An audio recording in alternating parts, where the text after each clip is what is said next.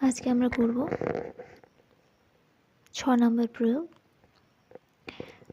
রহমত চাচা গ্রামের সমবায় ব্যাংক থেকে বার্ষিক 10% সরল সুদের হারে 750 টাকা 3 বছরের জন্য ধার নিলেন।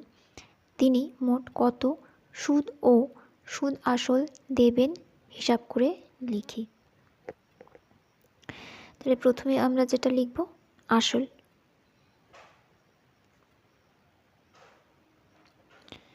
যেটা আমরা টাকায় হিসেব করব। সময় বছরে হিসেব করব। সুদ যেটা আমরা টাকায় হিসেব করব। আসল কত? 100 টাকা। সময় 1 বছর। সুদ হবে 10 টাকা। 10% বলেছে, মানে 100 টাকার 1 বছরের সুদ 10 টাকা। তাহলে 750 টাকার 3 বছরের সুদ কত হবে বের করতে হবে। তাহলে আমরা লিখব 100 টাকার 1 বছরের সুদ 10 টাকা। তাহলে 1 টাকার 1 বছরের সুদ কত হবে? কম হবে, ভাগ হয়ে গেল। তাহলে 750 টাকা 1 বছরের যা হবে, 750 টাকার 1 বছরের সুদ কি হবে? বেশি হবে, যার জন্য গুণ হয়ে গেল 750। সুতরাং এই 750 টাকা 1 বছরে যা হতো, 3 বছরে সুদ কি হবে? আরও বেশি হবে।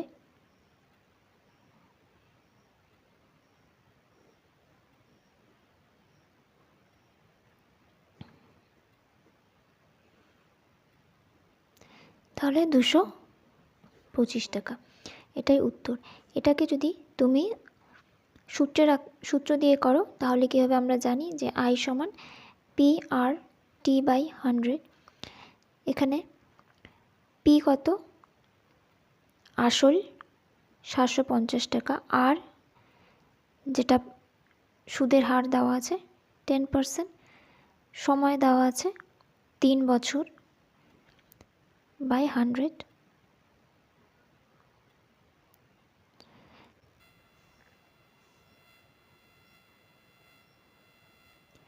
সম্পূর্ণ অঙ্কটা দেখবে।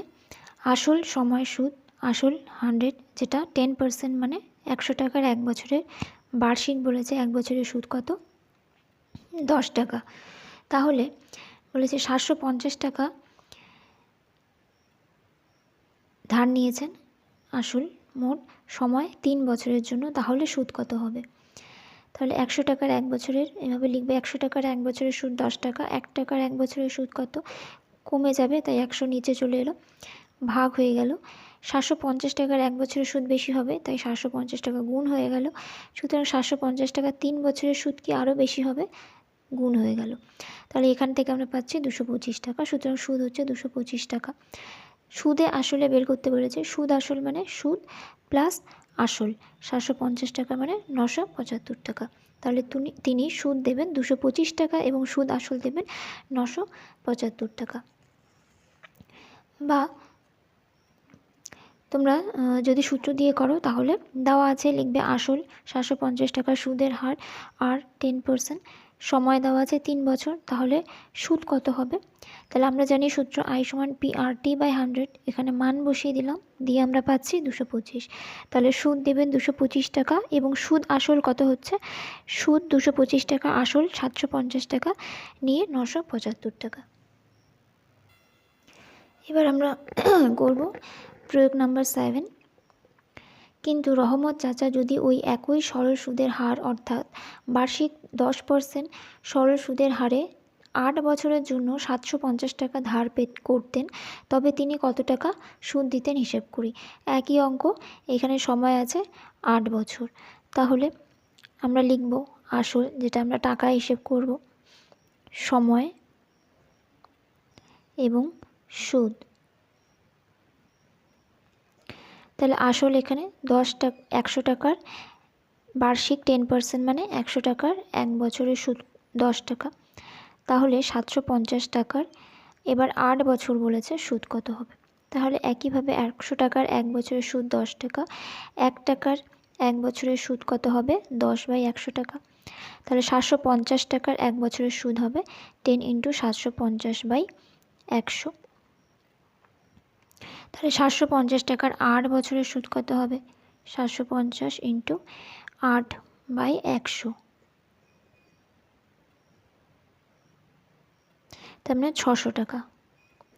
এটাই সূত্র দিয়ে যদি করি তাহলে আমরা বসিয়ে দেব আই, আমরা জানি আই সমান PRT/100। তাহলে পি হচ্ছে 750 টাকা, আর হচ্ছে 10, টি হলো 8/100, তাহলে আমরা পাচ্ছি 600 টাকা। তাহলে সম্পূর্ণ অঙ্কটা আসল, সময়, সুদ, আসল এভাবে লিখবে। তাহলে 100 টাকার এক বছরের সুদ পেলাম, 1 টাকার কত? তাহলে 750 টাকার কত? 750 টাকার 8 বছরের কত? 600 টাকা। সুতরাং তিনি 600 টাকা সুদ দিতেন, এটাই উত্তর। এবার যদি সূত্র দিয়ে করো তাহলে এভাবে করবে, দেওয়া আছে পি সমান সুদের হার, সময় এবং সুদ কত হবে।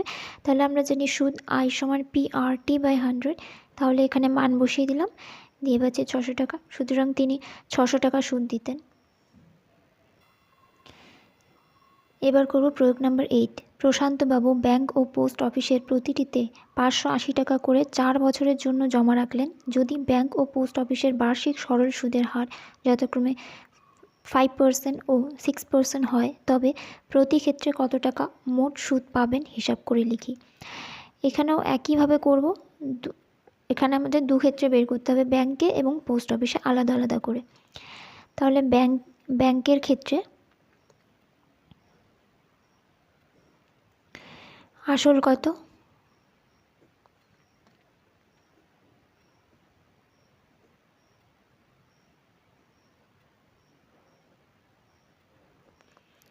ব্যাংকের ক্ষেত্রে 5% বলেছে, তার মানে 100 টাকার এক বছরের বার্ষিক সরল সুদের হার 5%। 100 টাকার এক বছরের সুদ 5 টাকা, তাহলে কত রেখেছে?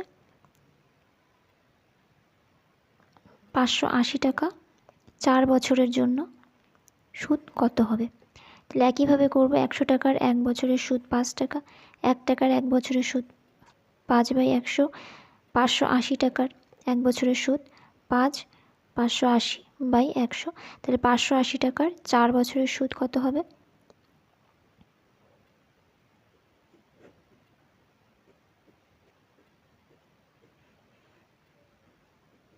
116 টাকা। এটাকে যদি আমরা সূত্র দিয়ে করি তাহলে আমরা জানি আই সমান PRT/100, তাহলে পি এর মান, টি এর মান, PR এর মান T4/100, তাহলে এখান থেকে পাচ্ছি 116।